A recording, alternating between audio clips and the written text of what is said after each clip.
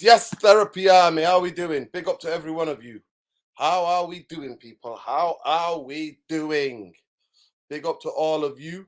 Smash a like on the video. Subscribe to the channel if you're not already subscribed.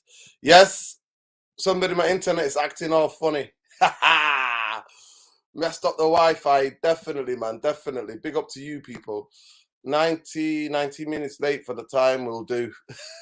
Cardio will do. Listen, big up to you, people. It's not 19 minutes. Oh, I'm sorry, people. Honestly, I'm having problem with the internet. But please, big up to you. Erden and Goldberg smoking the pipe, I think. Alien Tenno. I don't know about that. Big up to every one of you. Please welcome to United Real Therapy. And let's get into it, people. Let's get into it. Therapy Army, let's be having you. Obviously, we know that how the anger's been. I'm not as angry anymore. I think I processed it today with Adam on United Stand. We processed it, talked about it. He did not talk about it. He's been avoiding it for the whole weekend. So talking to Adam about it and a couple of other United fans, it's been interesting, really, just to. And now we move on and we focus. Tom, jump on. I'll send you the link on Twitter. I want to have a very nuanced conversation tonight, people, because I already see the media's going crazy. Honestly, the media's going crazy. In terms of like how they are seeing this, it's really funny. Like how the media have seen this and how certain players are getting sidelined and attacked, and which I don't agree with. You know what I mean? I really do not agree with. So there's so many people who are getting attacked and I don't agree with it. So it's weird, really, really weird how certain people are like individualizing it. We're going to be talking about that, but obviously we're also going to look forward to Betis, Real Betis. Technically good sound. Pellegrini, good manager in this country. So yeah, we're going to be going into that. Lots more to discuss, people. There's got always lots to discuss. Let me just copy this now, Tom. If you're there, if you can jump on, it'll be amazing, bro.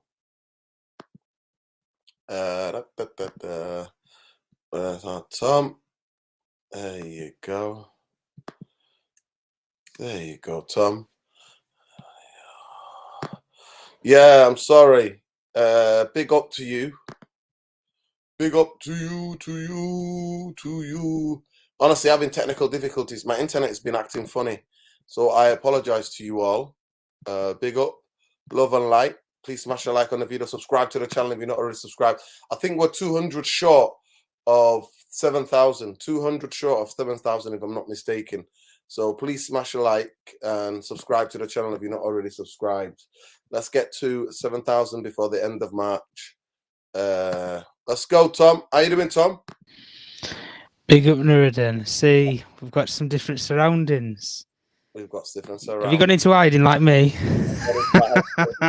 This is the dungeon. Got into hiding. This is the dungeon.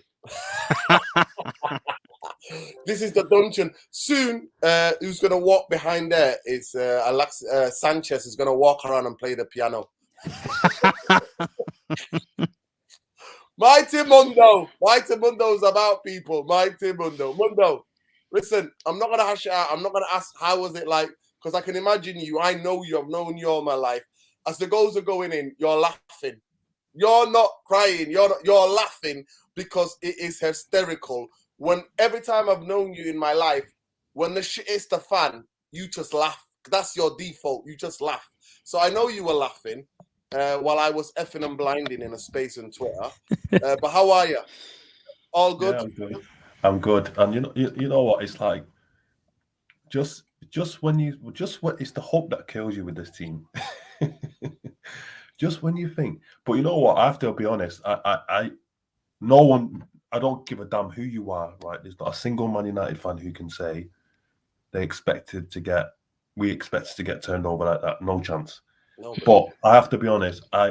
If we came away with a draw, I would have been happy. Yeah, of course. Because even in the 90s, when Liverpool were absolutely dog, right? Yeah, we would struggle at Anfield. 100%. We would find it really hard at Anfield. Doesn't matter how bad they are. that is one of the toughest grounds for us to go to. I hate going to Anfield. It's the only ground.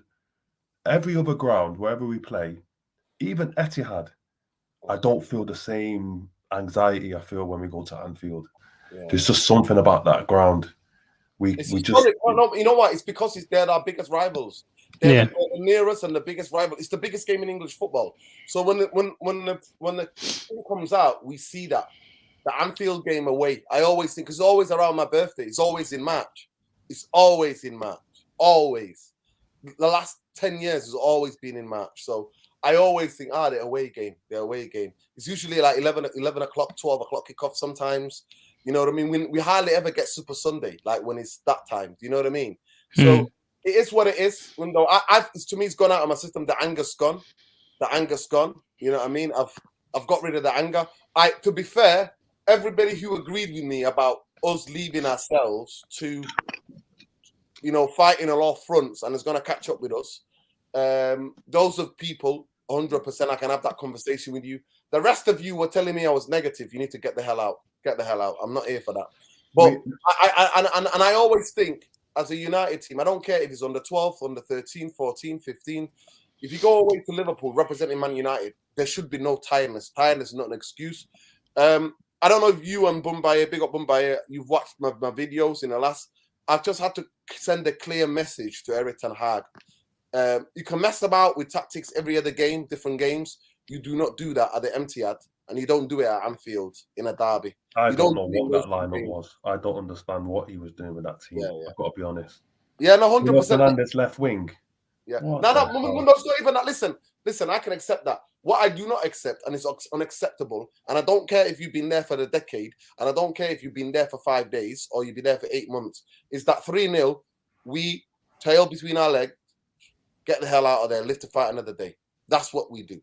We get the hell out of there, and then we go fight another game. That's it. Because losing even is disappointing, but getting 7, that's, to me, since records began, it's the worst result in Manchester United history. But anyway, we're going to talk about that. I think we need to move on. I think it's been a couple of days, morning, 7 stages of grief. That's why it's been 7 stages of grief. And you've got a black top on. You're wearing black, so you're still in mourning. Listen. Listen. No, I'm not mourning. And Bumbaye and Tom have both got black. Listen, we've got white icons. I don't know what you're talking about. No, Bombaye's not even got that. He's just got this. He's not even got an icon.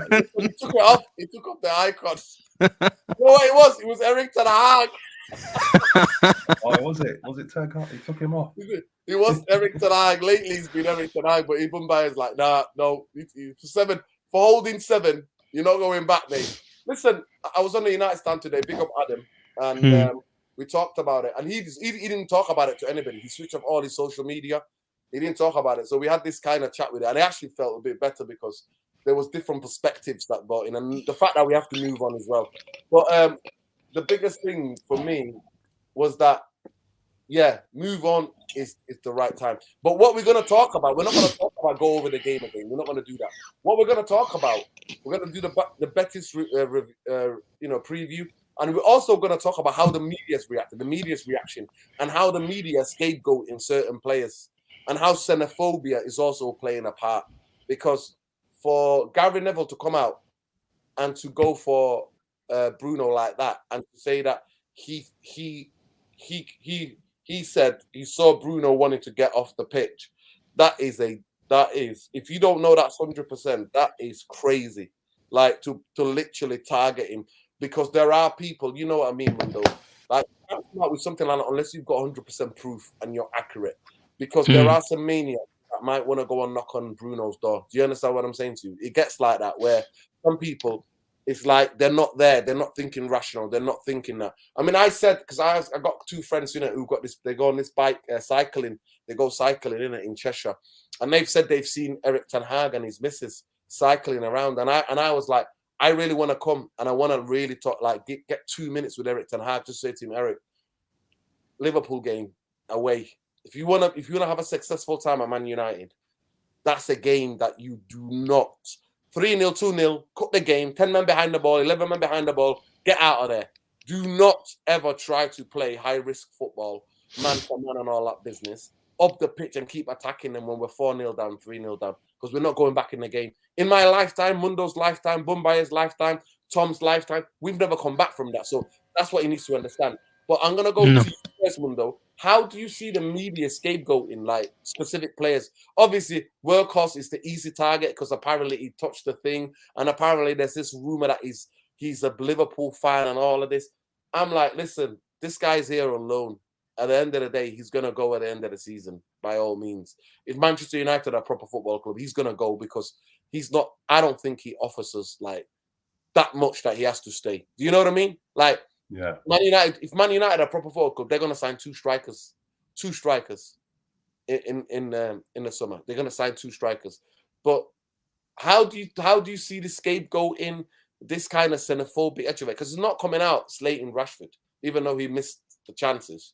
They're not slating Luke Shaw, who had the worst defensive half ever in his career. I don't think he'll ever going to have that. They're not slating him. And for me, I am never individualizing this. It's everybody. It is all everybody. It is everybody. That's it. The management, the coaches, the players, it's everybody that gets it. And all of them are equal measure. They're all at fault. I'm not going to individualize something. Because if it's 4-0, 3-0, maybe. Not when it's 7. The only criticism I have of Bruno is he's the captain, right? And I'm not saying that he could have changed the course of that game if everyone around, but what I would expect from him is for him to grab hold of people. I said the same thing in the City game, right? And people on there were like, you Bruno FC. No, it's nothing to do with Bruno FC. It's nothing to. I'm not singling out anyone. The reason I'm pointing out Bruno is because he's the captain of Manchester United, and in that situation, the manager can't do anything, right? You're the guy. You're in the trenches. So you need to settle down your teammates. You need to have a conversation with people, and you need to. But what he was doing was not leading by example, right? He lost his head completely, right? And he's not the only one. But the reason why I say, for me, I would put the spotlight on him is you're the manager, mate. You're the captain, mate, right? And you know what I think. I don't want to think about Man United in its current form. I think about Man United when we were at the top and where we want to get back to, right? So when I'm comparing Bruno, I'm looking at Robson, I'm looking at Keane, I'm looking at Bruce. What would they do in that situation? They wouldn't be rolling around. They wouldn't be losing their head. Keane would be berating his teammates. He'll be going in on them, right? And that's if he's not already been sent off, or both of them. Yeah, if he hasn't been sent off, because he would be fighting, right? And Bruno, for me, threw in the towel, didn't, and that's my only criticism of him. But that's not to say you can blame him for the result or the overall level of performance. I just expect more from my captain, right? Yeah. Because if Harry Maguire was wearing that armband in that game, people would be going after him hard. They would. So we got to come with the same energy. I'm sorry we do, right? No, I know that, but Mundo, genuinely, like if it's 5, I think, but when it's 7, I think to individualize it is wrong. But the bigger thing is the fact that, and I'll come to you, Tom, the bigger fact that is that Gary Neville literally said and told the millions of, almost like 1 billion people, nearly 2 billion people watched that game, right? Like, especially the people like who speaking in English like countries. He said that he was gesturing to come off the pitch, and that's not actually true. So where do you go with that? Like, that is a hefty charge to go. Manchester United captain, when we're getting beat 5 or 6, whatever it was at the time, the score. 6-0 it was at the time. Yeah. And let me get this big up. Jerome T. Green. He said, big up, Nurin. I hope you're doing well. Doing all right, mate. Doing all right. I'm over it. It's gone out of my system. It was in there for 48 hours. It's gone out of my system. He says, United will bounce back. This club has been rebuilt before. We'll just be fine. Yeah, 100%. No, 100%. We'll be fine. It's just that hopefully, even if not in our lifetimes, but in our lifetimes it'd be amazing. But I hope a United team will avenge it one day. Go ahead, Tom. So how do you see that the level of charge to being charged at that, saying that you wanted to come off when you were getting slaughtered? I just don't think it's like in any way sort of arguable in many cases, because I think the media have scapegoated so many players before, but they always protect their own. They always protect the people who it's been, stated in the past of that they've had links with the media. They've passed information through the brother or the mother or somebody. And then all these sort of leaks come out. And do you know what's funny? For months and months, we haven't had any leaks that have come out of what's actually happening in that dressing room. But prior to the game, we had leaks about people who are having fitness issues and this, that, the other before the game. We then play the game.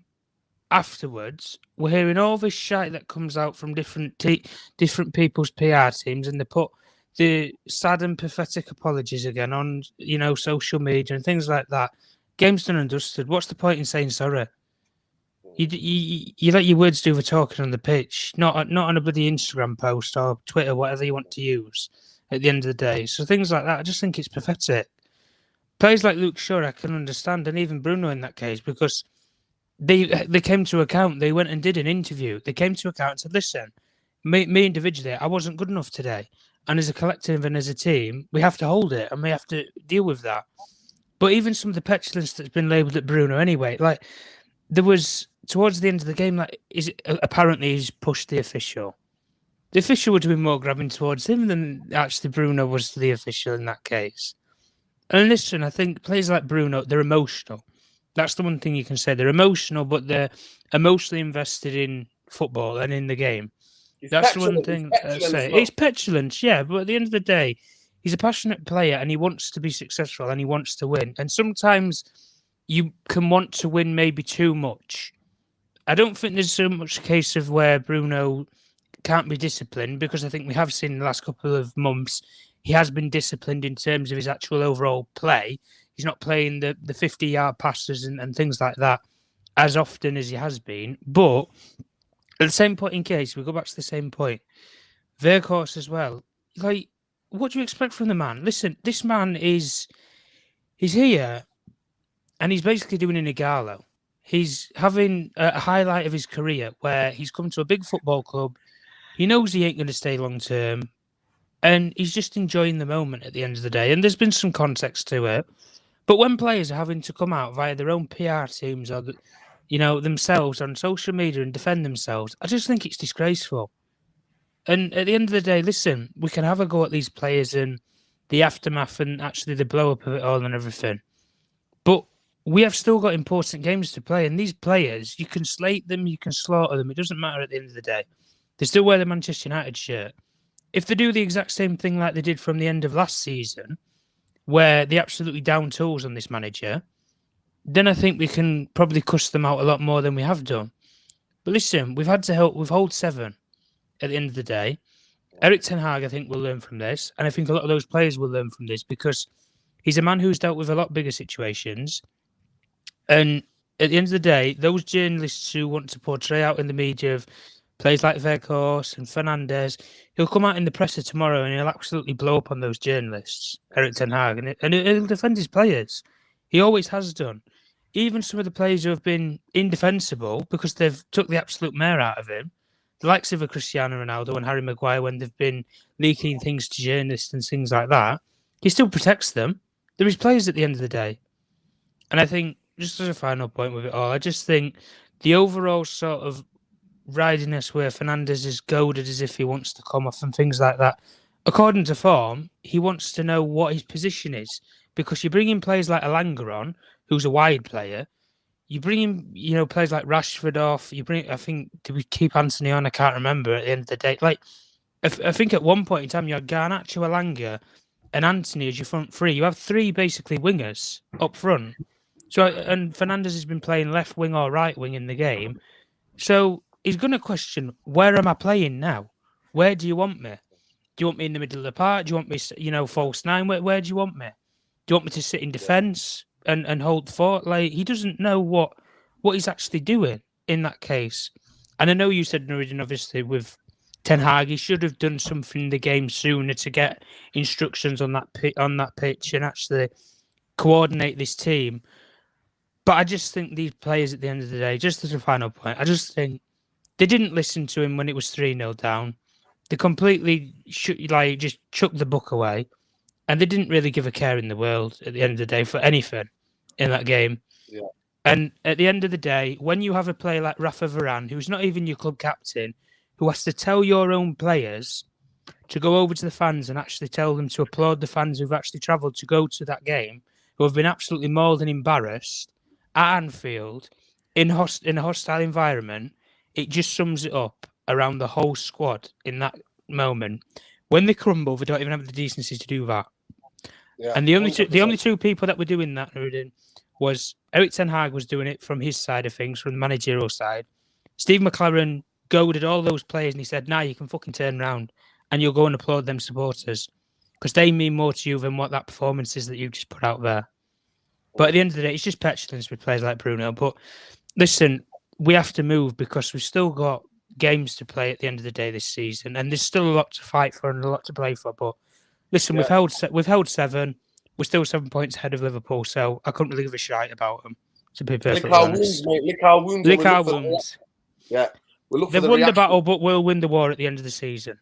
Let's hope. Let's hope. Big up, Bobby. Long time, brother. I hope you're good. Big up, Bobby. Alien Tennis media waiting to hate on United. Sad to say it, 100%. I'll come back to you about the media aspect of it, Tom, as well. But Bombay, how you doing? How you feeling? Are you good? Salam, shalom, peace, everybody. Good evening. Yeah, I'm fine, man. It's like it never happened. I've forgotten all about that result. There you go. Done. There you go. Brilliant. Move But on. what do you think of certain thing of the media backlash on certain individualizing the performance, like with certain players? Because Well, I think not if it's only 4 or 5, if it's 4 or 5, I can understand you can go, oh, this person, that person. But it's about, for me, it's about like you can't individualize when it's 7. You can't individualize it. It's everybody that's on that pitch. It's everybody on the bench who decided they couldn't do anything about it. I would have done everything to try to get this out of the head. I would have. But go ahead. I agree with that statement. First, I think Jarvis Cocker put a comment in the bottom here, which is by and large a good approach to things. I agree with you. I think scapegoats, not only the media, but I think the fans. We've always had a problem, not just our fans, in general, football fans. When it's like that, we tend to forget all the good work that's been done by the manager, by the players, and this result to me is more about the banter, the bragging rights. Yeah, it was a bad day at the office, but in the context of the season, we've ticked every single box. We've exceeded expectations, and what we need to do is go put this behind us and get it in our minds that we win as a team or we'll just die as individuals. So when you win together, the manager, the players, everybody. When you lose, it's also a collective, especially this type of game. I think for me, Bruno is my captain. I think he always should be our captain. I love his passion. And I think this personally, him going down and buying fouls and sometimes diving, I don't have really an issue with that. There's been many a times where he's bought a foul in a very critical situation. And I like him. Unfortunately, that's a part of the game, and you have to know how to do that. You have to be savvy. This is football now. You buy fouls, you con the referee. There's no going back to the days of, Terry Butcher. That's gone. Football is like that, and you need those players. And we used to allude to Manchester City doing tactical fouls and stuff, and we've applauded our team for doing such things this season. They're starting to get savvy, not only in that department, in the set pieces, in every department where there's an imagination about things. And this is football now. Whether you like it or not, you have to accept that's football, and he brings that. And I think Bruno, for me, I respect him because he plays out of his position. He's played 3 or 4 different positions. I never hear a bad word about him off the pitch. Never hear him causing any waves. He's not a high maintenance player. And when he's in the mood, it's difficult to play against him. And he's an integral part of the team. So I think anybody that is coming and sticking it to him, number one, it's a team effort. Unfortunately, days like this happen. You know, Villa busted Liverpool 7-2. They just didn't know what to do.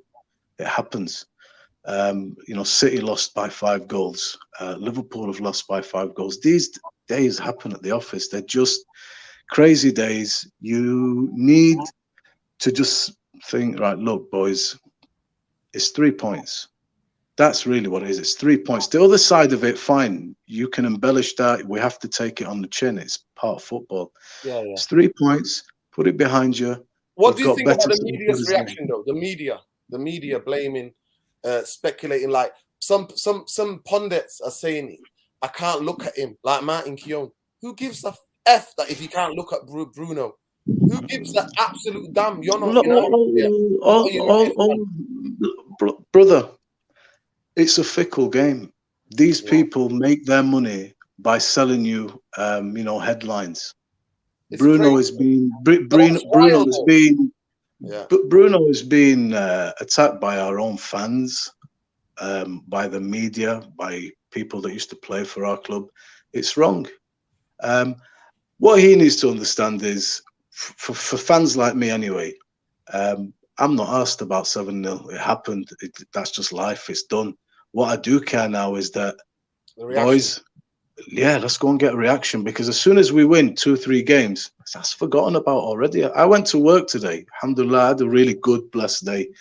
And there's people at work that were, you know, sticking it to me a little bit, but I was like, wait, oh yeah, I forgot. We got beat 7-0. Honestly, I'm not just saying it, it's done. Now I'm looking to Betis, because the season for me has been brilliant. And even if we lost 25-0, it does not sully or take away from everything that these players have put in, everything that they've done, what the manager's done to improve the team. And ultimately, sometimes what we need to get right, as well as the football, is the belief and the mentality in ourselves. No. Do you know what I mean? It went 100%. It went wrong, and it was very 8 shots, 7 goals. No, it was just their day. Do you know what I mean? And don't be too hard on yourselves. I'm not going to need to tell Bruno, you should be. Bruno knows. Bruno is a guy that you can tell this guy dies to win. And you know what? And him getting frustrated and putting his arms up. I played football tonight myself. I just came from an 8-a-side game, and you know what? I want to win. I don't want to turn up and play a friendly game that has no jeopardy. I want to win it. I need a competitive edge to play. And sometimes, I'm the captain of our team, and sometimes I do get pissed off, and sometimes it just falls apart.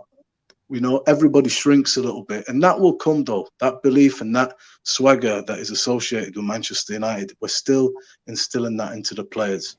I just hope there's not too much aftershock from a result like that. They're professional. Put it behind you. As soon as you win 2-3 games, that's forgotten. You quieten all that down. Doesn't matter. It's just the result. The people that want to prolong it and elongate this and keep it lingering on are the ones that want to see Man United lose, which is a lot of people, whether it's in the media, whether it's opposing fans. But us as a fan base, man, we have to just get behind these players and say, look, fuck it. Yes, it happens, man. Crack on. Listen, there's an aspect of it, actually. It shows me how big we are. You know how we're all tunnel vision because we're United fans, how big we are. But I'm not going to lie to you. I never want to lose 25-0, and 7-0 is the most humiliating result in my lifetime as a Manchester United fan. It is the most, because it's against them. Of all the teams, it's against them at Anfield. So they will have it it is against our direct rivals, yeah. Well, what you got to understand is, if the season finishes and we've got, we get some silverware and we get fourth, and they don't get anything. Do you know what I mean? That's what it's all about. Listen, I'm going to give you this. I remember talking to Mundo. I remember that day we watched the game together. It was Liverpool. They were second place. We were top of the table. They came to Old Trafford, and and bloody Torres did a job on Vidic where they beat us. I remember it. And Steven Gerrard was kissing cameras and everything else at Old Trafford. And I remember going, oh my God, like the dread of them winning the league. That to me was one of my favorite league titles, because even when they did that to us, We won the league. We had the biggest air trophy domestically in this country. And I celebrated that league title like you will not believe. Was it 2004? The parable. Look, a parable when of this. I can't remember, bro. But you know what? The parable. I think it was the third year we won the league. I think that when we won 3 in a row with Ronaldo Tevez team. Yeah. So basically, I remember that. Now, if Man United were to win the league, Bombay, they could beat us 7-0 every time we go to Anfield. That means Man United win the league. Do you understand what I'm saying? Like, of course, bro. To me, the trophies matter. So let me just let me get this brother here, this cornbread. He said 7 is too much, bro. Am I the only one? No, it's too much. It is too much. It's too much. It is because what we've been through as well. By the way, I just want to remind United fans. So this is not that happened at Liverpool. This the stats there, and the stats there. 13 times in the last 4 years, Manchester United have conceded 4 or more goals. 13 times, more than anybody else in the Premier League.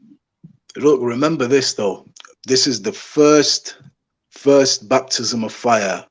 There is no place. I listened to Patrice Evra speak to Rio Ferdinand, and he said, look, Sir Alex Ferguson used to rest us a week before this game.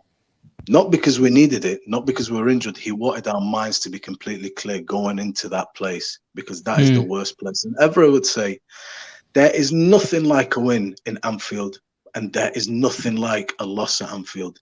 This is his first time taking Manchester United to the Lions' Den. There's no ground worse to play. They've destroyed every team, European teams. They've come back from 4 against the great Barcelona. Not the Barca we played, the great one, and busted them up. When you go to Anfield, man, and the crowd was up for it, big time. Bro, Casemiro can win. Mumbai, I got to correct the record. If Liverpool played the team that did what they did to us at Wembley 2011, Liverpool are not coming back from 4. Liverpool are conceding 8 in that game. I don't care whatever you tell me. I'm just telling you. Xavi, Iniesta, Busquets, and Messi on that form and destroying Liverpool at Anfield. I'm sorry.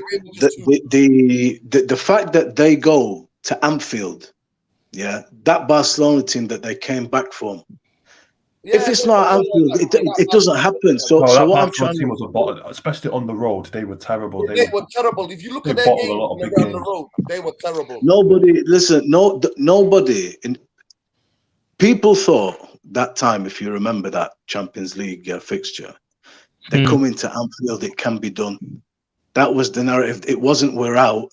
They're coming to Anfield. It can be done. And whatever team you're saying they play. Bro, that was a good Barca team still. No. But Bombay, I'm not gonna lie to you. And in that similar years, similar times, PSG busted Barcelona. There were games where Barcelona were conceding so many goals, it was unbelievable. And their record on the way around those couple of years was terrible. It was just Messi to bail them out, and it was Messi. If you, I'll be honest with you, that's one of the best comebacks that you're gonna see. No, 100%. For me, the most impressive I've ever saw was the great AC Milan team that went away to Deportivo, and they came back from 4-0 down. Dino, but as far as comebacks go, guys. That was a phenomenal comeback. Yeah, you can't doubt that. And that does not happen if it's not Anfield. So the point that I'm alluding to here is now they understand. Even Casemiro, the great Casemiro, who I thought was one of the most horrendous. I don't want to individualize it. I'm just listening to the point I'm making, bro. For Manchester United in that game, I don't. Bro, what I'm trying to explain to you is very seasoned professionals that have, won everything in football at the highest level. He did not understand what he was going into at Anfield. It's a different ball game. Everyone's trying to explain to you when we were amazing because it's a different ball game. He's been not with Man United, bro. He's okay, but not with Man United. Ten Hag has not been here. That's his first one. So it's a baptism of fire. And you know what? If you look at the glass half full, it's not a bad thing. Me and you have not spoken. I think all of those are excuses. The biggest thing is when he went 3-0, damage limitations. Get behind the ball. Get behind the ball. 3-0, get behind the ball. Defend like your life depending on it. And get out of that stadium. I don't think look, I understand what you're saying. You want to save the embarrassment at 3-0. But sometimes for me, even if you were asking them to do that, Sometimes the heads have gone so much you don't even know how to do But that. you know what? But listen, Telling you. if they did that, no, Bombay, 1 second. If they did that and we got beat, I would take it. But they didn't do that. They thought they were attacking when it's 4-0, 5-0. They're still going up the pitch. Do you know what? If we'd all right, look, let's say we'd have gone, yeah, and scored 3 goals, 7-3. No, I'm just giving you, just listen. Imagine that happens, yeah. Sometimes it happened already. It happened already, and I was still furious. We saw our Man City. We were 4-0 down in 44 minutes. 4-0 down in 44 minutes. Yeah, I know that, but bro, it ended okay, 6-3. It's palatable. No, it wasn't palatable. It's not palatable to me. Man United, I looked at all the derby games. Man United in a derby conceded 4 in 44 minutes. Never has it ever happened again. And it's with the right, is the manager. So for me, I just hope and pray I'm a Man United fan who's like-minded bumps into Eric Ten Hag and says, listen, just Eric, use this result, man. No, we're saying, listen, Eric, you're not doing experimentation tactics and shit like that. When it goes 2-0, 3-0 at the Etihad or especially at Anfield, game's over. We'll get out of here. But let me just get this, and I want to go back to Tom. I hope the fan base won't cry when Ten Hag replaces Bruno in the summer. He cannot play the way that Ten Hag wants Nuruddin. Even you know this. We are linked with Kundus McAllister today, number 10, who can play possession-based football. You know what? It's interesting that we're linked, but we've been linked with a lot of players. We don't actually genuinely know our feelings about what Eric Ten Hag feels about Bruno. And every time he's come out, he's always going, he's amazing. He's always talking about how amazing Bruno is. But you know what? If we get taken over, if we got the funds, you know what? Only time will tell, but I appreciate your super chat. Big up Malcolm. Malcolm says, 2, you're angry. 4, you're furious. 7, you're laughing. Yeah, 100%. It was that. Big up. Listen, I want to go back to you before I'll go to Mundo first. Mundo, do you understand that these pundits who were all going over the top, going, Bruno is a disgrace? Or to me, almost kind of like, wow, like the level of hatred, using this 7-0 as a way to really like to go around, because they know that most, you know, to me, I've not talked about Bruno. I've not talked about what's been done to Weghorst. I've not talked about it because you know what? I'm still so furious, so angry that only now when I've calmed down 48 hours later that I've calmed down that I think, nah, that's a bit too much. Where Martin Keown is saying he can't even look at Bruno. Listen, Martin Keown, I don't think Martin Keown wants to even look at Martin Keown in the bloody in the mirror. Forget about looking at Bruno. You are in no place to ever talk about looking at somebody. You're not a United player. You're not a United fan. You are a bitter, twisted Arsenal fan that was so psychopathic that he actually started hitting people on the head on the football pitch.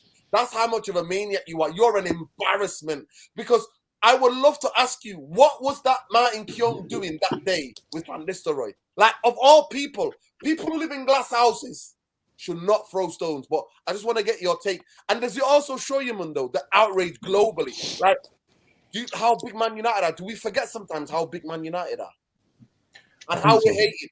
But the other thing as well is people are getting a bit scared because they think, Man United look like they're coming back. The trauma days are coming back. So straight away, everybody's coming now for United. But that's it. That's exactly it. That's exactly. The thing is, the reason why these guys are getting Man United for a long time, the thing that Ten Hag has done is he's unified this squad, right? There's been a lot of divisions over the years. And because they're unified and they're starting to look like a team again, you've got guys like Martin Keown who want to jump on individuals, who want to create an issue where there isn't one, right? And then you get the dinosaurs, right, like Souness, who's saying this has been on the cards for a long time, this has been coming, and all this nonsense about Man United. The truth of the matter is, Man United have played relatively well since the World Cup. Big up our Claire, by the way. Lovely to see you, our Claire. Love, light. Big up Claire, chief controller of Man United Real Therapy. Man United Real Therapy. Big up Claire. Sorry, Mundo. But the thing is, Man United have, despite the performances being a bit patchy for the last few games, and that's understandable because we're playing every 3 games, what they have maintained is that team spirit and that fight. And Anfield, that is the first time I've seen people teammates throwing other teammates under the bus, right? And everyone playing as individuals and everyone looking out for themselves. Hence the leaks coming out because people want to protect themselves. Because that, by any stretch of the imagination, right, to lose a game 7-0 as Manchester United, and any universe, any parallel universe, any planet, any galaxy, any city, any town, any continent is unacceptable, right? A team that size should never lose a game 7-0. And the worrying thing is that there is a trend, or there could be a trend developing, which the manager needs to stamp out straight away, because we shipped 6 at City and we shipped 7 at Liverpool. And next season, don't forget, fingers crossed, all going well, we're going to be in the Champions League. We could be going to places like Madrid. We could be going to PSG. We could be going to these places, and we can't be getting licked 6 and 7s, mate. We can't. We're Manchester United. Window, you know what I'm worried about? I'm worried about Brighton. Yeah, Brighton. Brighton away is not easy though. Last year we held 4, and they played. Their fans were singing. It's like watching Brazil. That's what their fans were singing last season. And if I asked you if you were scared of Brighton, say a couple of weeks ago, you probably would say no. But now this 7-0 has really put doubt in a lot of fans' minds now about where we are. It really has. It's shone a light on how fragile we are. Mundo, I never trusted them for the results that they did last season, because they looked at Ralph Ranier and they were like, "You're just a substitute teacher. You're only here for 2 more weeks, so we'll do what we want." They've literally threw their dummies out the pram, and that's what they've done. So it is what it is. It's crazy. Big up Alien Tenor with a super chat here. Let me just get this quickly. Keown has arthritis in his ass cheeks.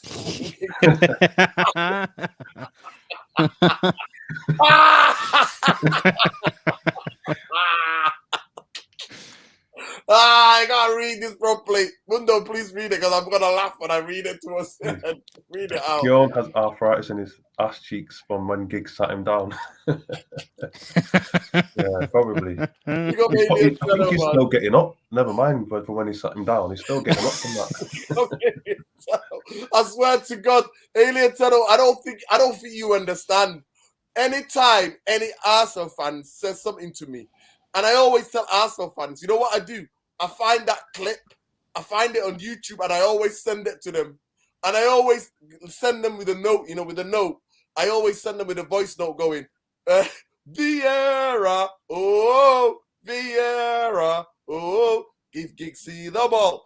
And Arsenal want effort. I would always send them that. For me, it's the way Dixon, the way Keown, it's all of them. Like it's like they're doing some sort of tango dancing or something like that. They just don't know what's going on, and then Giggs does the rest. But you know how it is. Go ahead, Mundo. Go ahead. Yeah. So I pretty much finished my point. That's what I was saying. I think it is definitely the fact that we're so talked about now is a good thing, because it means rival pundits and so on and so forth are scared. And there's always a lot of hyperbole around Man United.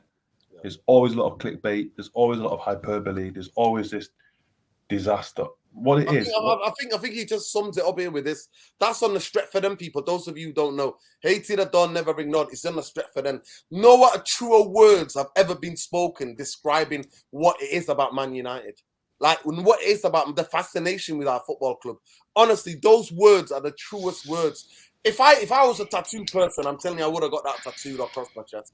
I swear to God, because that's what it is about Man United. We are hated so much. I don't never ignore, but that's what it is. Like I know that for 100%, Man United would always be headline news, regardless when we win, regardless when we lose, and especially when we lose, because the hatred comes out. But I'm gonna go to Tom. Tom, from a journalistic point of view, those people who are calling themselves journalists, do they not see this? Do they not see there's supposed to be ethics in journalism, there's supposed to be balance, there's supposed to have No, come on, why are you using word ethics and balance in journalism? What's going on with you, man? No, this is 2023. They have to sell papers. They have to sell. How do you think they're going to make a living by just analysing the game? Listen, but Come Tom's on, not man. like one of those journalists. Tom doesn't think like that. Tom, I want to know from a journalist perspective, where does this Okay, Tom's on your podcast because he's 1 in a million, but you're talking about an industry that lives and dies by has anyone ever conjecture, read man. anything that Tom's written that, by the way, before we start gassing him up and saying that he's balanced, right? Has anyone ever read one of Tom's articles? I have. I think he sent me loads of information stuff. That stuff that he's getting. The ones that he shared with you, we don't know about the hyperbolic ones where he's getting paid, right? BA. Listen, by the way, Tom is a man of mystery, by the way. He's international man of mystery, by the way. He's everywhere. Tom, where are you tonight? In the Seven Hills? Because in Manchester, it's absolutely freezing. It's like it feels like -5 tonight. Listen, forget about me. I think you've moved. It's -7. You've gone in hiding somewhere, you're in the back cave or something, you. Listen, I told you, Sanchez is coming out to play that piano for us in a minute. Go ahead. Yeah, listen. The narrative of certain players and things like that, and just to touch on ethics and everything, we've seen what's happened with the takeover talk and things like that, where you can see there's been the clear bias there between journalists over what they favour and one thing. And I'll just take one quote from one journalist's actual story, and I'm not going to name them and shame them because it's not my place to do it, but when they're saying things like it's a British bid and things like that, and that Qatar's worse than the Glazer family, I think either you ain't a Man United fan or you're just absolutely living in like cuckoo land. And you look at things like that, and then you take, for example, what they've said with the game, where the scapegoat, and then with what Bombay said, it is correct. Like, they have to sell a story somehow, because at the end of the day, they can put the number. All they have to do really to sell a newspaper for this weekend or an article was put the number 7 and a 0 next to Liverpool and Manchester United. That'll sell it. That'll have probably been one of their world record breaking figures that they'll have sold for newspapers. The only thing that'll top of that maybe is if Man United sold. But whenever you associate anything to do with Man United or Liverpool and a high scoring game, it always sells shirts. It always sells figures, whether it's broadcasting, listeners, revenues, newspapers, whatever it is. So when you have journalists who want to come out and portray to different people, and they'll try and spin the narrative tomorrow with how they word the questions to Erik ten Hag, because they started it in the beginning where they worded the questions very sort of sneakily in terms of, can I try and get a story out of Erik ten Hag? Can I get him to slip something out that he's not supposed to say? Like people like Ralph Rangnick, where he openly comes out and says, listen, these players, like the blowing questions to Ralph Rangnick, and he sits there and says, these players, this squad needs open heart surgery and things like that. You're basically goading him just to say something and blow up at the end of the day. And with how Ten Hag handled that post-match press conference anyway, especially when we just lost 7-0, for example, I think it showed true testament to his character, because he said it what it is. He didn't call them a disgrace. He didn't say it was, ridiculous and we weren't prepared. He didn't come up with excuses. He just said, plain and simple, we were just unprofessional. We didn't do any sort of a job. We didn't stick to the plan, the idea, nothing. And he held his hands up and he said, I have to take responsibility, but also my players, my squad, and my coaching staff. We all have to take the blame and we all have to take the responsibility. And at the end of the day, we can blame out individuals. Listen, people said about Bruno's leadership and things like that. Well, it weren't so long ago that when we'd just beaten Manchester City in the Manchester derby, he was olaying the crowd for Marcus Rashford to get a standing ovation when he'd walked off the field, when he'd just scored the winner in the Manchester derby. That's true testament to leadership. You have players like Varane and things like that who show that desire at the end of the games. But listen, there's some times in football and sometimes in a season where you have these sort of, and I agreed with what Gary Neville said, where it is a freak result. It's a blip, but it's not a blip in terms of it's just a random result. 7-0, like, you've got to base it off of the facts of it all. But I think looking at that, these players will now look at that and think, well, this coach dealt with one of the greatest players of all time in Ronaldo. And the media sold however many more revenues when they kept asking him a question week in, week out. And you can always say with the media when they want to base it around certain players, First, it was Cristiano Ronaldo. As soon as Cristiano Ronaldo's gone, who's the next player that causes the most controversy at Manchester United and they can get the most sales out of? Harry Maguire, because he's had the most links with the football club, and there's still that lingering question over him being the club captain. So they always ask him every week, is Harry Maguire going to play? Is he going to start? Are you going to rotate the squad? Basically goading him to say something about one player. But the thing I like about Erik ten Hag is he doesn't name players unless he has to. And I think that's a cruel... I think it's, I guess, a testament to him. But listen, journalists and everything, they're all in it for one thing. And I'll speak of it from myself anyway. I don't publicise written articles or anything like that. That's not my job as what I do in terms of the side of journalism. I pick through different sources of information and everything, and then I send it to the appropriate departments that I need to send it to. And then they write whatever they want from there. When I look at what I look at, say, with Manchester United's perspective, you could bring a story saying about Harry Maguire with the captaincy, or Ten Hag. Like you had the briefing of after the game that the training sessions leading up to it weren't as much zip in the play and intensity in the camp and this, that, the other. I'm thinking, well, no journalists were on site to see these training sessions or anything because it wasn't an open training session. So the only way that that's come out is there's been a leak in the squad. And we've had this previously last season. I know Ten Hag made it his personal testament when he came in. He said, if any players are going to leak anything out, if you've got a problem with anything, whether it be the training, me, or the coaching staff, you come to me. You don't go to your agent, who then wants to brief the press or brief media. Come to me and actually speak about it and speak openly about what's actually the problem. He dealt with the Ronaldo situation perfectly. Maguire's situation, I think he's dealt with. And you know something? For this manager and all the shit that he's had to put up with from the media and from all these different places and departments, to say he's still won a trophy, we're still on mathematically for a quadruple, even though it's not going to happen because we're not going to win the league. Europa League and FA Cup's still up for grabs at the end of the day. And the one thing this manager's brought, he's made people believe again. And you know what? Even after the 7-0, people still believe. It's not like it can blow up your season. Yeah, it's one result out of something. But when you on the clock for Jesus Christ, I think we played nearly upwards of over 12 games or something in February. Like, it's ridiculous. A 28-day month. It's ridiculous when you factor in the amount of games that we've played. No, there isn't any excuses. But at the end of the day, we have to hold it. And Ten Hag, I think, in terms of him as a manager, I wouldn't really want anybody else to drive us past this result out in world football right now, because he's been here at the start of the season when shit hit the fan, and these players I think will know that it's not acceptable given what he did at the start of the season, where as soon as we got to that Liverpool game, he chopped and changed the team around. Malacia came in, McTominay came into the game, and things like that, where then he got the investment that he needed.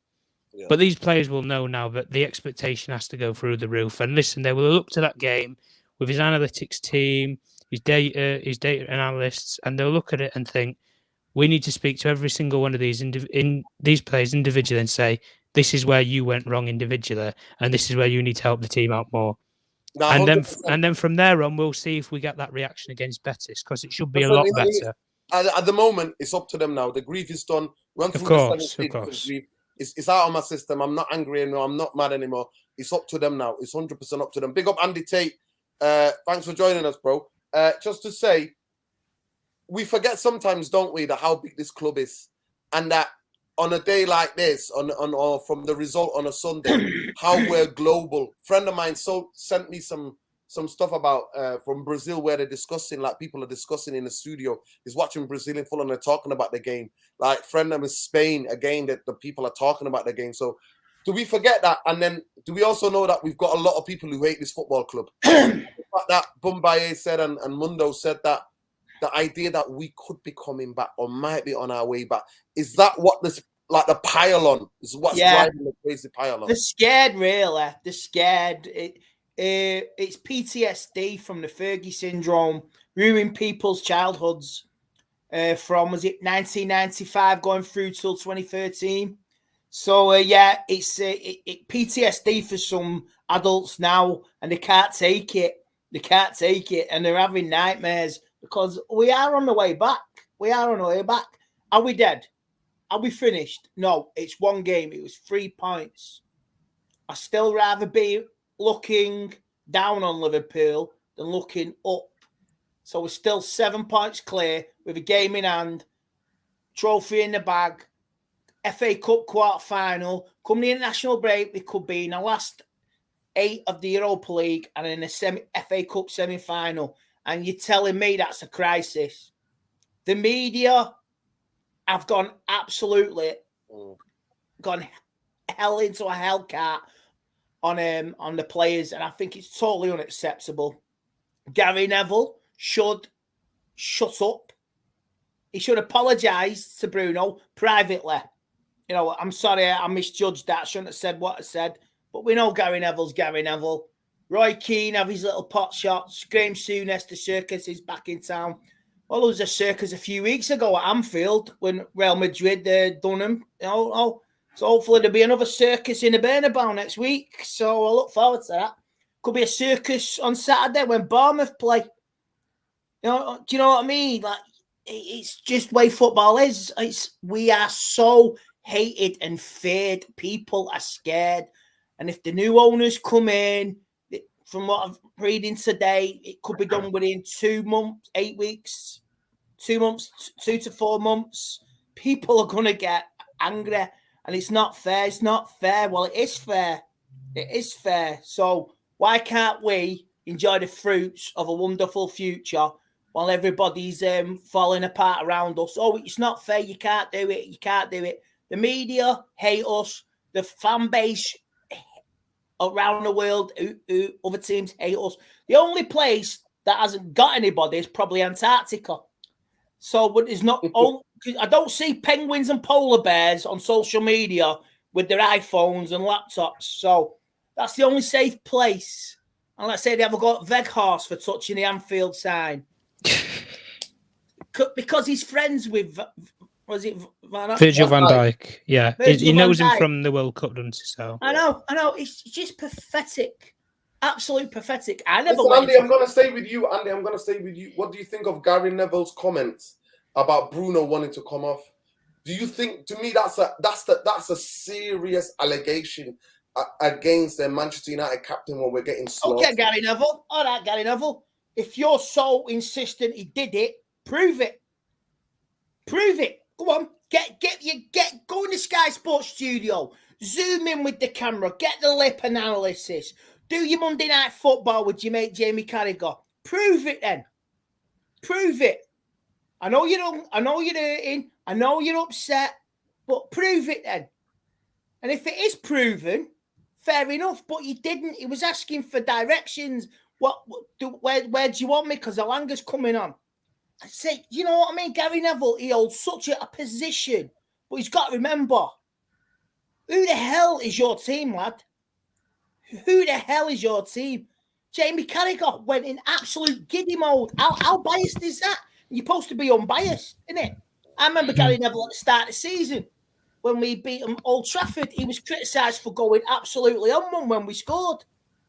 He was lambasted. So Gary Neville's got to keep it in check. But Andy, listen, do you think he has to come out and make a statement or put a tweet out saying, listen, I got the game, I was hurting, I'm a United fan, I'm hurting, I'm commentating on the game. I thought he wanted to come off. Do you think he won't do anything? Like I say, he made the right balls up a few weeks ago with a Mason Greenwood tweet, and he had to backtrack and apologise on that. He won't apologise for this.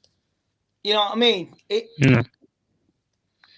won't he had to apologise for that, and he had to.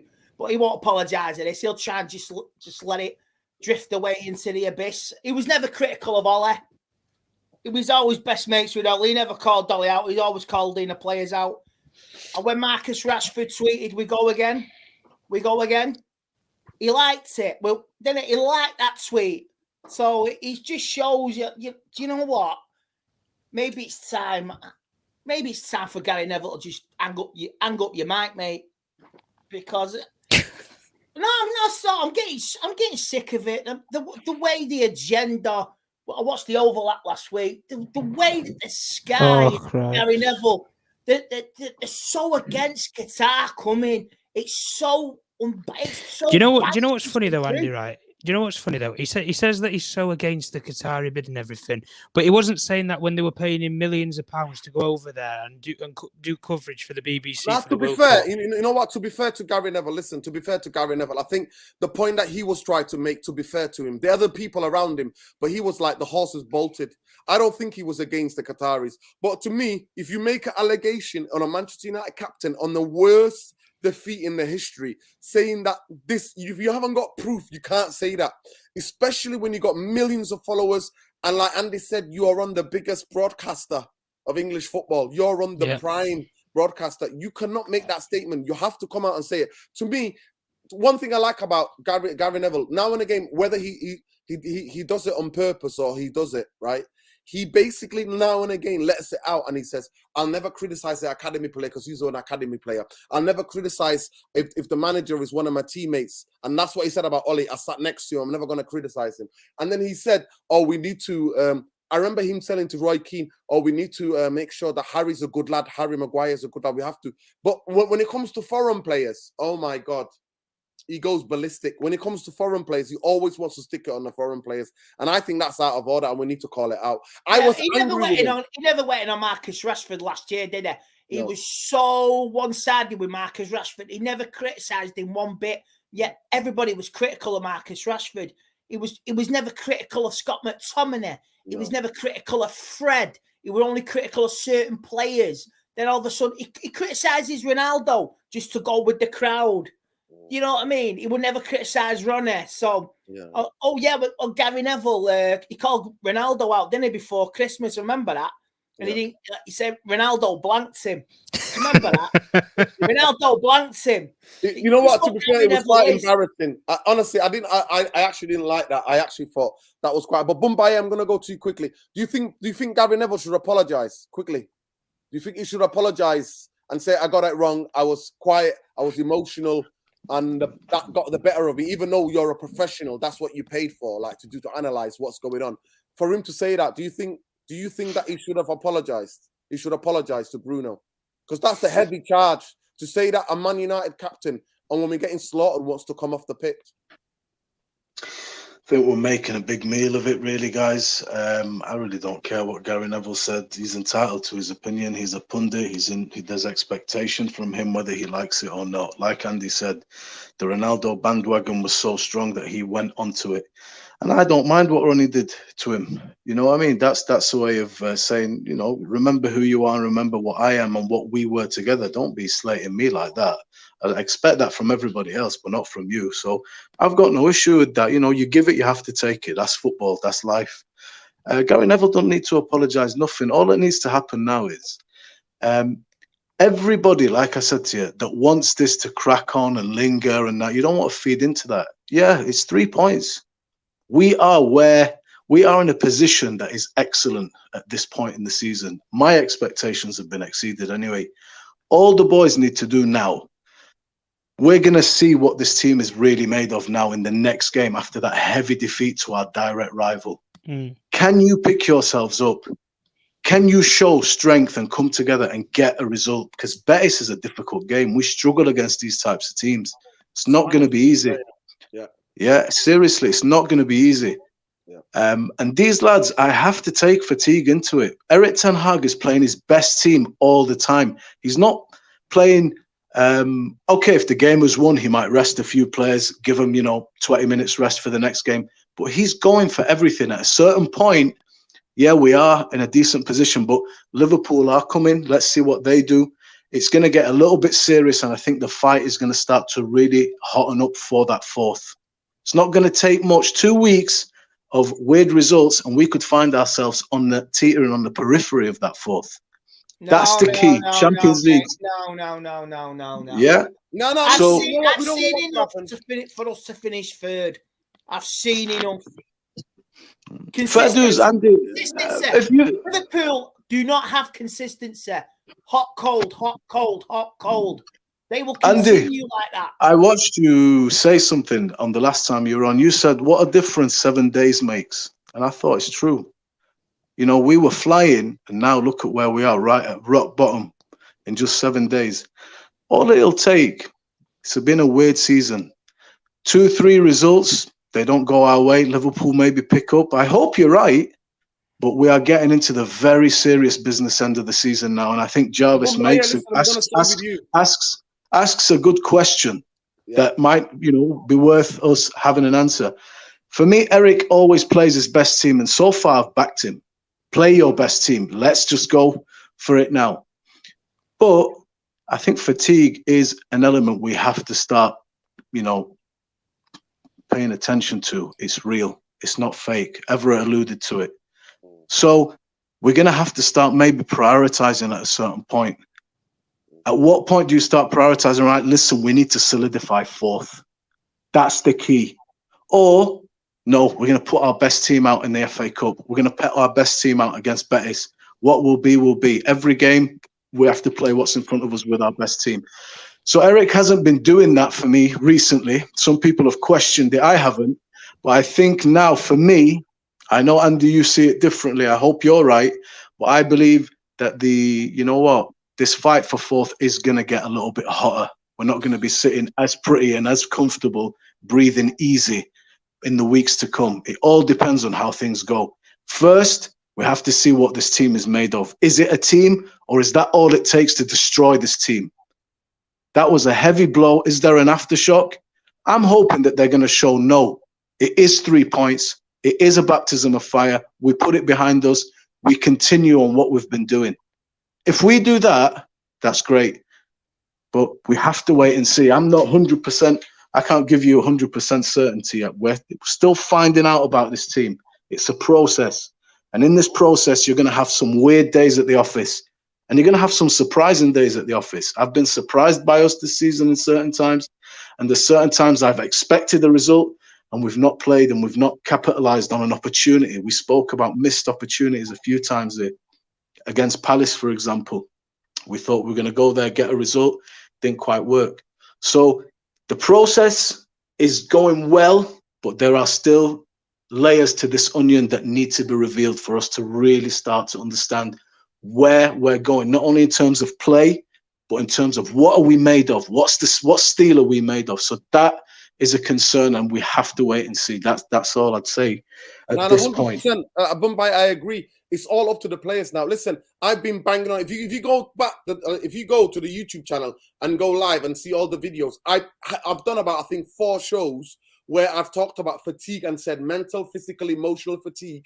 When you've got that kind of squad and you're playing them every 3 days, going to catch up with you. Now, that is not excuse what happened on Sunday, because Man United team, I don't care if you're a 12-year-old, 13-year-old, 14, 15, if you're representing Man United in that batch and you're the enemy's house, and 7-0, you can't legislate anything for that. I understand what you're saying. You cannot get tired, but 100%, Jose chose. Eric Ten Hag will have to choose about this Europa. I think the Europa. 100%. Jose chose, and it came good. I'd rather win the Europa League and get in the Champions League that way. I don't mind. Listen, the only way the only way I can see these players, me personally, getting me back on side is if they win the FA Cup, and then we'll have no parade, obviously, but to Liverpool's greatest team in the history of their history, they won 2 trophies last year and they paraded it. So that to me would be the ultimate means to send to them, to their fans. So for me, the FA Cup is vital for me. It is so vital. Europa League, I've never been asked because the Europa League, what it tells me the Glazer ownership. That's the biggest thing that typifies the Glazer ownership. Is Manchester United are in the second rate of European competition. Second rate. What I'd say. By the way, on that, we'll do the preview tomorrow night, because obviously this ran over. But I want to quickly go back to Bombay, and then we want to go back to Mundo if he's there, and then we'll quickly go to Tom and then end it, because we can talk till the cows come home. Honestly, about before you go to Mundo, bro. Just I'd say that nothing's changed for me personally as an individual. I am still bang on side with these players, 100%. That to me is just a shocking day at the office. It's happened. It's done. I forgot about it. I'm not about to just, abandon the team and everything we've done because of what we did at Liverpool. No chance. I'm right behind this team, right behind it. So they've not lost nothing from me. It's just how we go forward now. Yeah. I'll go to you, Mundo, if you're there, quickly, just to say, to me, the Southampton game, I'm worried about the Southampton game because Southampton, for me, will do the preview. Southampton are always a bogey team for us. I've always been. Mundo might be busy. Tom, I'll go to you quickly. And I'll go to a quick short answer, please, bro. No, I am here. I am here. Go to Mundo. Okay, Mundo, they're a bogey team. I don't have to tell you that. I don't have to tell you about Southampton. Throughout the years we've known, we actually got smashed 6-3 by them. I want to remind their FIFA generation. And the week before that, we got smashed by Newcastle 5-0, and then we got smashed 6-3 by Southampton. And this is biggie. But that season, we won the league. I remember us getting beat 2-0 as well at Chelsea, if I remember, Andy. We got beat by 2-0 at home at Chelsea. And I remember 3-1. We lost 3 and we still won the league. Exactly. So it was crazy for me that season. And it's exactly the similar. So Mundo, Southampton, they're down there, but they've got this new manager bounce. I see the energy, the things that they're giving to this manager. That to me is a vital game. Man United, and it's up to these players now. For me, it's up to these players to show everything Bombaye said. How together are you? Or is the season being wasted now? It's Ten Hag, it's the players, it's the coaches, it's everybody. What do you think to that? What game are you worried about? Are you bothered about getting knocked out by Betis? No, honestly, not at all. I'm not worried about Betis at all. They're a bit of a strange team. I think they drew, didn't they, at the weekend at Madrid? Java Soccer says Real Betis is the best of the rest. No walk in the park. 5-15 Spain have draws against both Real Madrid and Barcelona. Fun fact, they've got 10 red cards this season.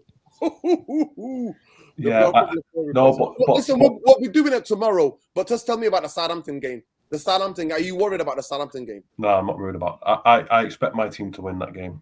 I think that they need to. It's at Old Trafford. I'm not saying it's going to be easy. I think it will be a tight game. But I expect Man United to win that game. I expect them to show a bit more balls. I think they'll win on Thursday, and I think they'll win at the weekend. I think Ten Hag.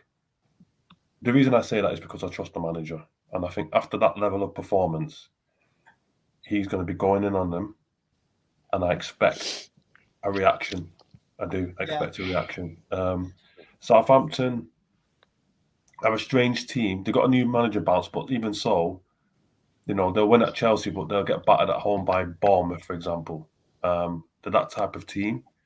So they do, even under Hasenhüttl, even though we gave them 9, they have over the years given us a bit of a tough time at Old Trafford. It's never been an easy game, other than that, obviously the 9 game. But still, I just think there will be a reaction. I think there will be a reaction from the players. I think certain players have to step up. I think Rashford over the last few games has looked a bit leggy. I expect he's going to have a say in the game. Casemiro at Anfield had a shocker. I know a lot of players did, but it was so uncharacteristic from him. So I expect him to step up. I think he might be injured, by the way. Apparently, he might be injured. So, but to me, I'm not caring about the weather, the injuries. But you reckon Southampton we're going to be fine, yeah? You reckon? I think so. And if the guys are injured, I don't give a damn. Get the horse liver. What is it? The horse bladder. Give them fucking whatever injections are needed, mate. Adrenaline. when you've got games every 3 days, I don't get, unless your leg is hanging off, and even then, I'd get whatever sellotape, stick it back on me. You're playing. Right? Your heart is beating. You're getting on that fucking pitch. End of. Right? Get on the Red Bull. After that performance. Get on the Lucozade and Red Bull. Mix it. Fucking hell. Listen, I'll go to you quickly, Tom, and then we'll go to Andy and then finish on Bombaye. Go on. What do you reckon? What do you reckon the reaction? Do we need the players to step up with reaction for this next 2 games? Of course, they need to react. At the end of the day, they Are reacted. you worried about the Southampton? You know that Southampton have always been a bogey team for Man United. Listen. I'm worried I about was that. worried about Southampton in the past when they actually had a proper coach. This guy, all his experiences has been an under-21s coach, and he's had one lucky result where he had a free kick against Chelsea, where he's got one of the best free kick takers in Europe at this moment in time.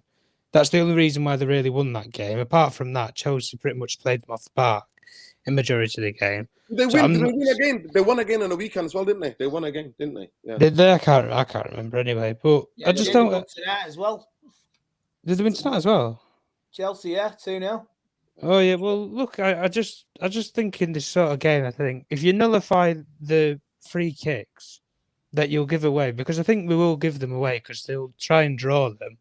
If you nullify the free kicks anywhere like just beyond the 18-yard box, I wouldn't be so fearful of Southampton, if I'm being honest with you, because they don't really have the height to worry us.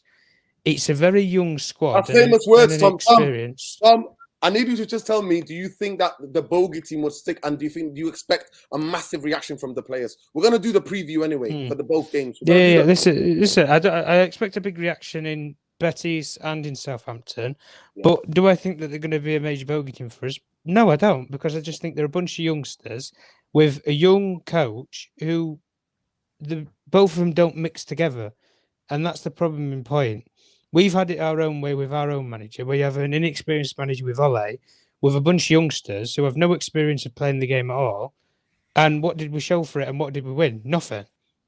We won nothing with Ole at the end of the day.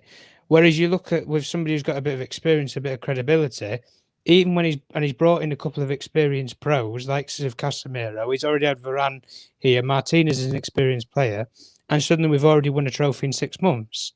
So if we get the balance right with our squad, which I think we do have, but at the end of the day, just as the last point, I don't think this 7-0, just as the last comment on it, I don't think it should, completely derail the actual experience and the journey that we've had this season, because it has been a quite substantial leap. Like, to say, I think we've only lost, twice in the last 18 games or something like that in all competitions at the end of the day. I think it's remarkable. And listen, he's worked magic with this squad, but even with the fatigue argument and things like that, even like when he tries to rest players, he still has to bring those players off the bench anyway to win him the game. That's the problem. So they're not even getting rested anyway. The West Ham games, the easiest argument, you had to bring on Casemiro and Rashford anyway, who you wanted to rest for the first half. You brought them on at the end of the day. But listen, I think we just need to prioritise where our competitions are based at. If we went out of the Europa League, I'll be honest with you, I don't think a lot of people are going to cry about it. Because if we win the Europa League, what to do? We've got a second one in the cabinet. 1, I think, is bad enough. 2, I think it'll start to get a bit embarrassing if we maybe equaled it with the Champions Leagues. But no, just like I say, it's a bogey team, yes, but I think we can move past that and then get back on get the run back up and going again. Let's hope. To me, there are certain fans I've been speaking to. They're not sure about the team anymore. They're sure about the manager. Some of them are like, I don't know about the manager anymore, because 7-0 is a big thing. But I'll go to you quickly, Andy. Just the bounce back is the biggest thing of our season. This, to me, will tell me everything about Erik ten Hag, everything about these players, all the faith. And I think you've gone out there alone on this weekend. You've been alone, Andy, carrying the cape, wearing the cape. You stood alone like Batman there on top of that hill. You know what I mean? Looking over the city going, I've got you. You know what I mean? That's what you've been at. That's what you've been doing. So how much faith do you have in this manager and in these players to be able to have a huge bounce back? I think you will get a reaction, and you'll get 2 wins on Thursday and Sunday. Might not be the prettiest of performances, but you'll get them 2 wins this Thursday and Sunday. You know what I mean? If 2-0, 3-0, I've no doubt this team. And the best thing about it is Old Trafford, the fans will get behind this team. I can remember losing to City, and we got right back behind them again straight after that 6-3. We got on another run. So believe me, this fan base, I don't want to say it, I don't want to be disrespectful, but parts of it are really off the wall, really off the wall. That's all I want to say. I totally respect their opinion, but there's more to come from this team. There is more to come. We are more than capable of finishing our league campaign unbeaten. More than capable of finishing it unbeaten. Not winning the league. It's 13 games. I don't fear Newcastle away. I don't fear Chelsea at home. I don't fear what you call it. Andy, I'm not going to lie to you. I fear Brighton. Maybe I fear Brentford. But no, we can easily finish the season unbeaten in the league, FA Cup, and maybe even a Europa League. 3 trophies and 3rd place. And yet you say, if we do get 3 trophies and 3rd place, do you know what? I want a parade. I don't want a parade for 2 trophies, but if we get 3 trophies and 3rd place, I want a parade, and we fucking earned that. We've not had a parade in about 10, 12 years. We deserve a parade if we get them 3 trophies and 3rd place. You know what, Andy? It's more than them anyway. It's more than them, Liverpool, who the greatest team in their history. More than them. But to me, there was a season where we won the league and we never got a parade. So it's one of these weird things in it where we are. It's Manchester City Council, mate. They always give City a parade because they're in bed with them. So that's what it is. And to be fair, we've had so much memorable parades. We pay council tax soon, so I think we're entitled to a parade. We're getting our council tax, me and you, in the next month or so. So I think we're entitled to a parade if we win some more trophies. Big up. Listen, I'm going to finish on you, Bumbaye. Bumbaye, listen, I'm not going to lie to you. Somebody needs to clip up all Andy since Sunday. After that game, all of the clips everywhere where he's been, every show that he's been. They need to get that clip, put it together, play that for this team and Ten Hag. Because this man has stood alone. Where we were all like, we want to kill them. We were so like, if we would have cut the fan base, if you grabbed all of the fan base and you cut them, none of them would be bleeding with that raging. We are that raging. So I think something needs to be done. They need to hear you because the backing you are giving this team, and it's unbelievable, bro. It's unbelievable. It makes a change because after that Brentford game, I personally wanted to go into the dressing room and tell them what I think of him. And a few home truths would have hit that weekend, but I was going to Birmingham for a Comic-Con, so I let Ten Hag run him into the ground. There you go. Go ahead, Bumbaye. You've got the last word, man. Yeah, man. Well said, Andy. Andy's given me many jokes and good clips over the years, so it's good. On a t-shirt, mate. I know, man. But do you know what? Like, get behind this team. The only people that are going to benefit from the prolongation of this one game is everybody that's thinking, shit, Man United are back. It's just a barrage.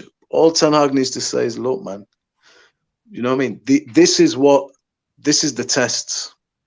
These moments are key moments for teams to prove to each other. What they're all about. When you're winning, everything's nice and easy, everything's hunky dory. But it's these moments that really show what a team is all about, and we've really hit one now. So, God willing, against Betis, you don't have to give a breathtaking performance. Just get this out your system, get a win, go to Southampton, get a win. Liverpool's forgotten, man. We're back on track. That's all you need to do. Go out there and just do your stuff, what you've been doing. That 7-0 is not an accurate reflection of the two teams. I left that game at halftime feeling relatively good, thinking, you know what, he'll do his thing at halftime.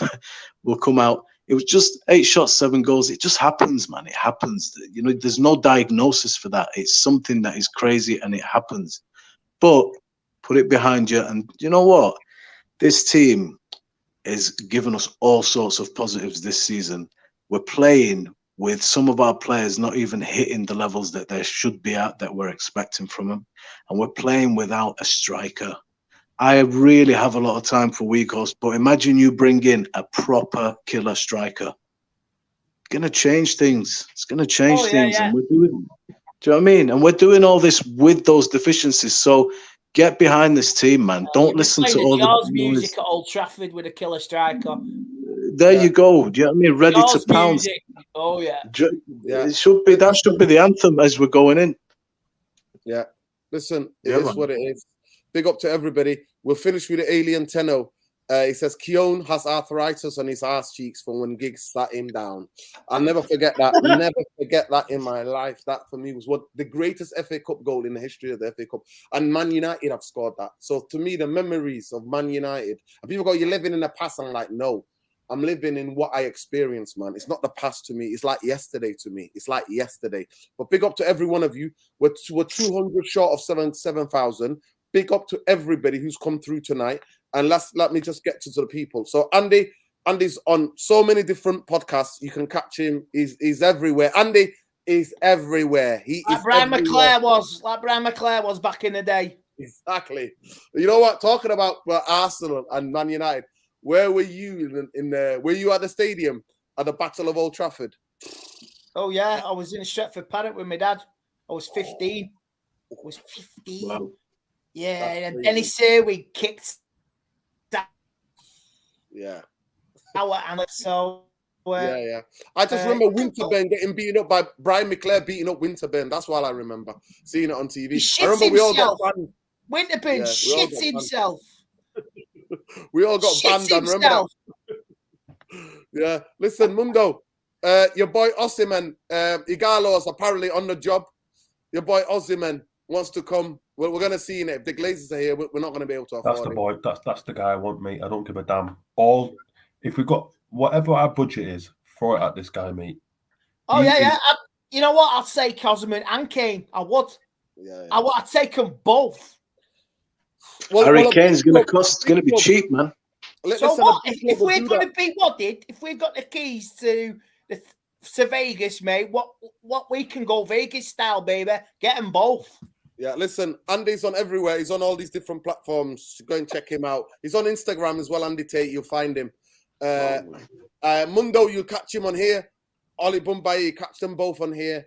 And Tom Journalist One, you'll always catch him on Twitter. Tom Journalist One, go and make sure. But you've been a pleasure. For me, I'm not angry at him. I'm not shouting. I think that was done last night. This morning, I was all right because I talked about it with fellow Reds and they seemed a bit more calmer. And Andy's worked on me as well. Andy, I can tell Andy's words have resonated a bit. Yesterday, I was still hot-headed. You know, I'm one of those people. I'm like, I can't have it against the Scousers. Never. Because I'm a bit tough skin now, mate. I've gone through 8 years of like, I've got thick coated skin, mate. Now and again, it gets to me, but I'm like thick coated. You know what? I'm waiting for that. I'm waiting for what result gets to you, Andy. I'll be waiting for it. But big up anyway. Big up to everybody. Please smash a like on the video on your way out. Subscribe to the channel if you're not already subscribed. Here is a community respectful one. We don't agree. We never agree on anything. We love the fact that everybody's got a different opinion, and I always try to put that whether you've got super chat or not, because as United fans, that's who we are. At the end of the day, we respect everybody's opinion as long as you're not abusing anybody and as long as you're not being foul. That's all it is. But big up to everybody. Big up to our Claire for making sure everybody's behaving themselves. Our Claire is a superstar. Big up Jarvis. Big up to my brother HKN for the super chat. Appreciate it. Alien Tenno for the funniest joke ever. And I'll have to do it again because it's just the funniest thing ever. But love and light, win, lose or draw, Glazers out, bankers out always. And we'll see you tomorrow night for the preview of Real Betis versus Manchester United. Will the bounce back started then? That's the title. Does the bounce back start now? And like Bumbaye said, Andy said, Mundo said, Tom said, we don't have to play our best football. We just need to win. Winning is what matters. Peace. Take care, people. Good night.